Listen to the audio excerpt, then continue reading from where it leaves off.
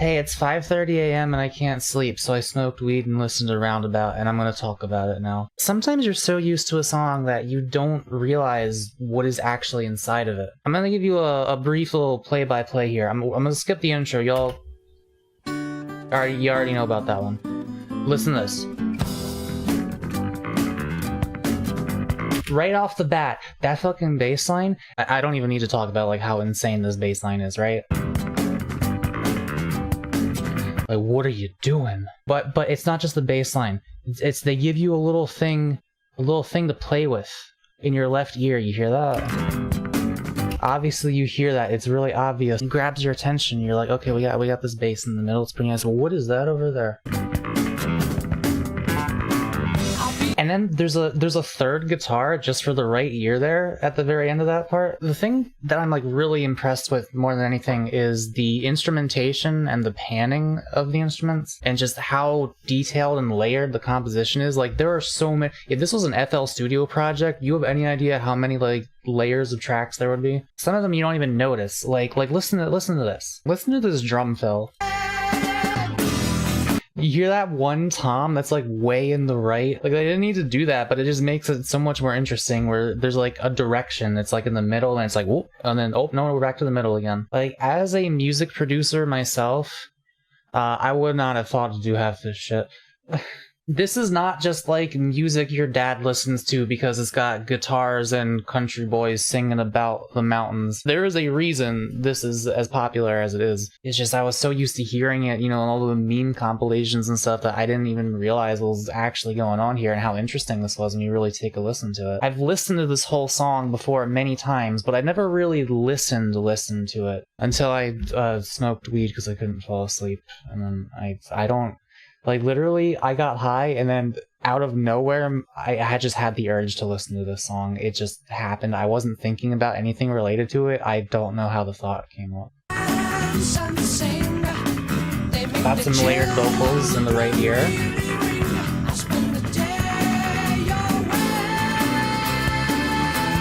And then in the left ear, if you could hear that at all, there's just like this very subtle introduction of the synth layered with the guitar going on. You don't even really notice it, but now the synth has established itself, so now it can continue without it feeling like it just came in out of nowhere.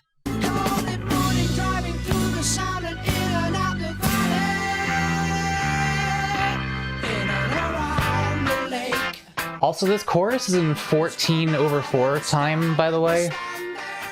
There are 14 beats before the measure restarts.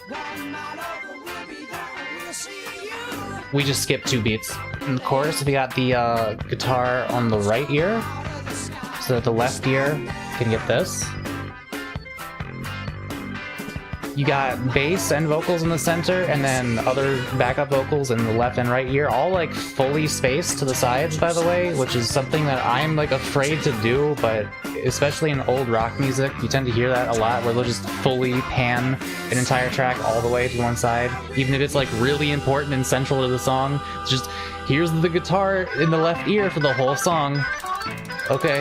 And that sometimes leads to unfortunate effects where like they weren't really designed to be listened to with headphones. They were just like, we'll just put this shit over here because people listen to speakers or whatever. But it's definitely possible to go full, like, hardcore panning and have it still sound really good because it like fully isolates them, and it's like, ooh, I can hear that crystal clear. Even if it might feel a little bit awkward, it's like, I don't know, there's ways to do it without it feeling awkward, I guess.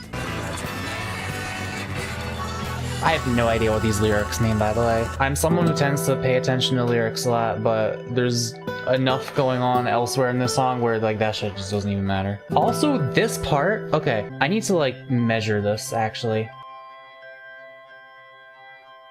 Yeah, I'm pretty sure these two instruments are not playing in the same time signature at all, or like even basically in the same song. This person's going like with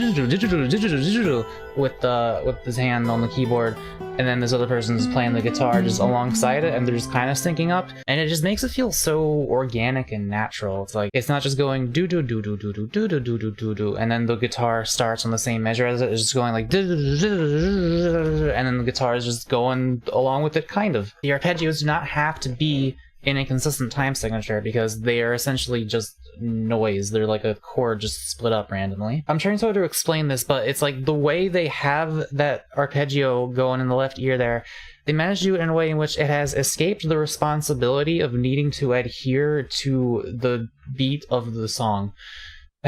Yeah, like, I just would not have even thought to try this kind of stuff. I love that little ding that the bass does at the end there. You hear that? Oh, so good. Okay, and this next part right here, this is textbook. This is what they ought to teach in universities to demonstrate effective stereo separation. We have three main players here: bass, guitar, synth. And they each have their own little spot, and they are each just as cool as each other.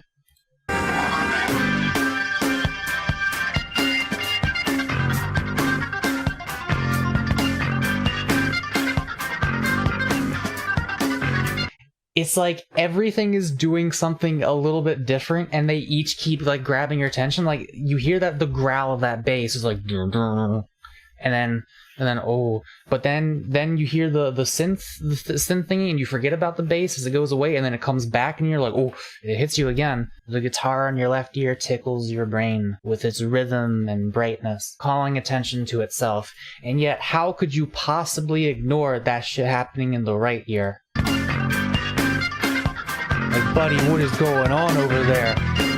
Calm down. All three things that, like, you shouldn't be able to pay attention to all at the same time, and yet you can because of the way they're put together. When I hear this sort of thing, I feel like laser beams are being beamed into my neurons. Like, I am simultaneously experiencing three different miniature songs at the same time. Oh my god, the guitar duet. Listen to this.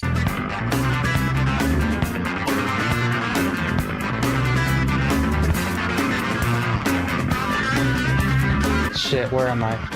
They're both playing the exact same riff, the one in the left ear and the one in the right ear, but they're two different takes of the same thing. So, like, oh, it's like getting a massage on both sides of your brain. And again, it gives that natural, organic feel to it, because it sounds like it's just two guys both, like, jamming out to each other, and you're in between them, absorbing the jam. Also, they introduced this entirely new instrument for, like, 2 measures or something.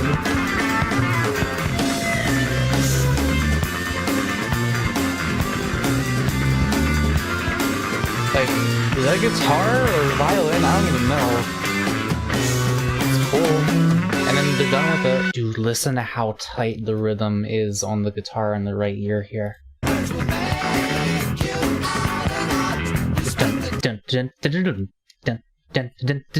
They're always doing some sort of new trick. The way the guitar fades out in the left ear here.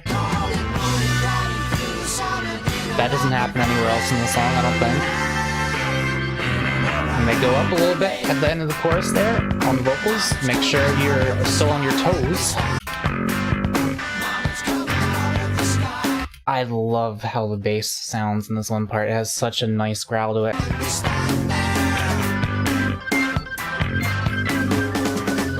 Still got stuff going on in the other ears. Make sure you're not losing interest.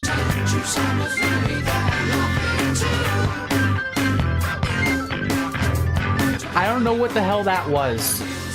Again, they're always throwing some sort of trick at you.